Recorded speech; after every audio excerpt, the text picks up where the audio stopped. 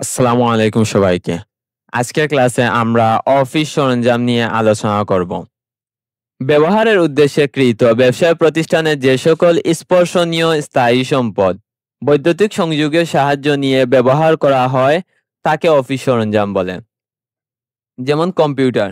Computer আমরা সাধারণত ব্যবসায় প্রতিষ্ঠানে ব্যবহারের উদ্দেশ্যে ক্রয় করে থাকি। যেহেতু বৈদ্যুতিক সংযোগের সাহায্য নিয়ে কম্পিউটার ব্যবহার করা হয়, তাই কম্পিউটার হচ্ছে একটি অফিস সরঞ্জাম। আবার প্রিন্টার। প্রিন্টারও আমরা ব্যবসায় প্রতিষ্ঠানে সাধারণত ব্যবহারের উদ্দেশ্যে ক্রয় করে থাকি। যেহেতু প্রিন্টার ও বৈদ্যুতিক সংযোগের সাহায্য নিয়ে ব্যবহার করা হয়, তাই প্রিন্টারও হচ্ছে একটি অফিস সরঞ্জাম। তারপরে ফটোকপি মেশিন। ফটোকপি মেশিন আমরা অফিসে ব্যবহারের উদ্দেশ্যে সাধারণত ক্রয় করে থাকি। যেহেতু বৈদ্যুতিক সংযোগের সাহায্য নিয়ে ফটোকপি মেশিন ব্যবহার করা হয়, তাই ফটোকপি মেশিনও হচ্ছে একটি অফিস সরঞ্জাম।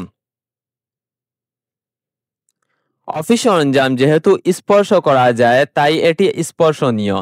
যেহেতু 1 বছরের অধিক সময়ের জন্য ব্যবহার করা যায়, তাই এটি স্থায়ী। অফিস সরঞ্জাম যেহেতু ব্যবহারের মাধ্যমে বর্তমান ও ভবিষ্যৎ সুবিধা পাওয়া যাবে, তাই এটি সম্পদ।